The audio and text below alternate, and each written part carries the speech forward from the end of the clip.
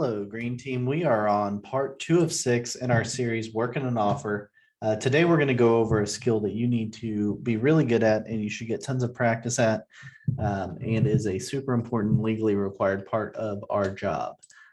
So we're in the series Working an Offer. Today is estimating the net to seller, specifically meaning net proceeds to seller at closing.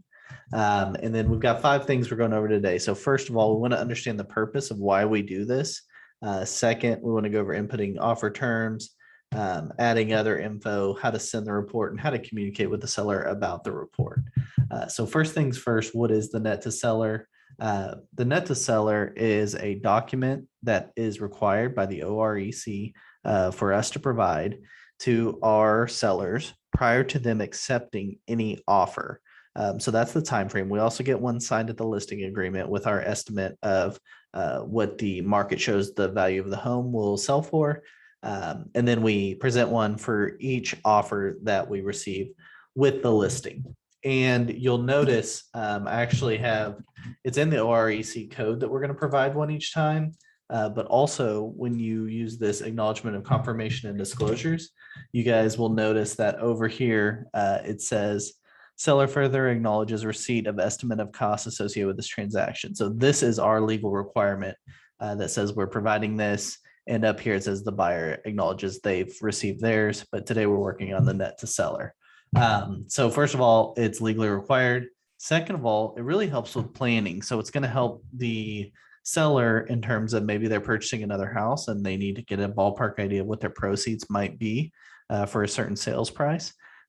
A lot of times sellers have a certain idea of what price they want to get for the house, but the truth is, and they are going to sell the house at market value and they need to know what the proceeds are at market value so they can plan their next step. So that's what we're helping them by providing them an estimated seller. The third thing is it verifies clarity. One of the biggest items, the biggest item always on that list of cost to the seller at closing is going to be our listing commission. And we want to make sure it's very clear exactly how much they are paying and they're seeing the exact amount and they're signing off on it at this point, at the listing point, and at the time of each offer so that they are verifying that they're understanding what our fee is and how much they're paying. So that's the purpose of this document and that's why we use it. And again, you're required to use it for every offer that you're presenting to the seller. You want to build one of these.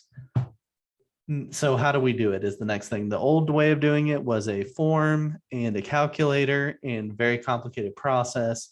You're lucky that you're in real estate now because everything is much simpler in terms of creating estimates.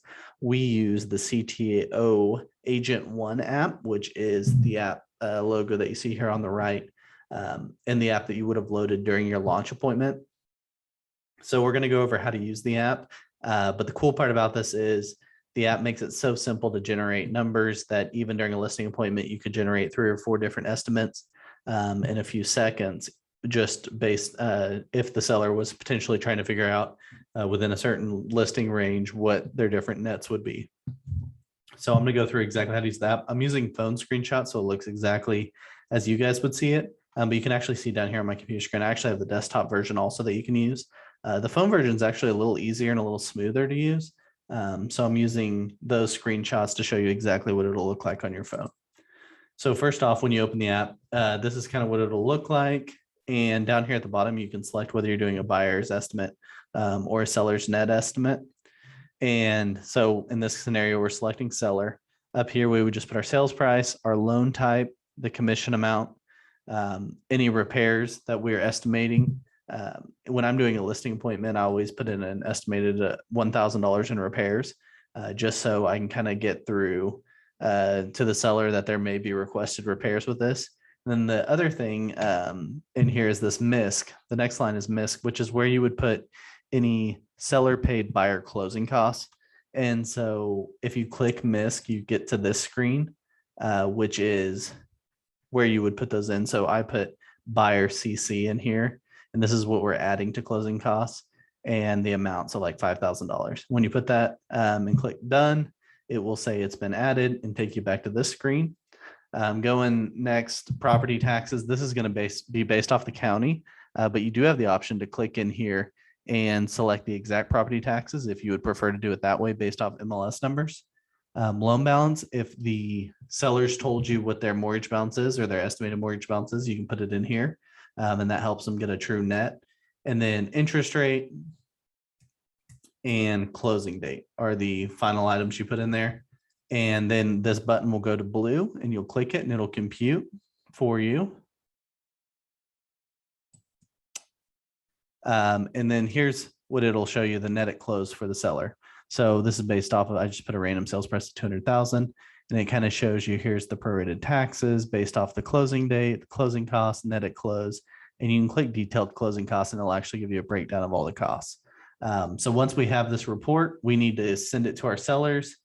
So the next thing we do is we click this little up arrow up here in the corner, this little share arrow, and this little screen will come up and we'll do send full report. You can also text a snapshot if you're just kind of in a discussion mode trying to talk through the seller, maybe some cost or whatever. You could text that screenshot or snapshot, a little faster method, just if you're not doing the full report at that time. But if you do the send full report, it'll come up with the actual report and should have your info listed down here. And again, you'll just click this little up share arrow and it'll take you to this page where you can email it to yourself. We'll email the report to ourselves. And then we can load it into Authentisign. The simplest way to do that is in in Transaction Desk. Wherever our contract is, we're going to upload the PDF just like we would for any other deal. I'm going to go in just to a random transaction.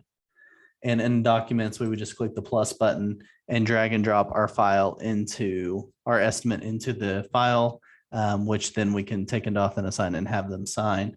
We could also, if this wasn't in a transaction, which it should always be in a transaction, we could go directly into Authentisign and upload the document.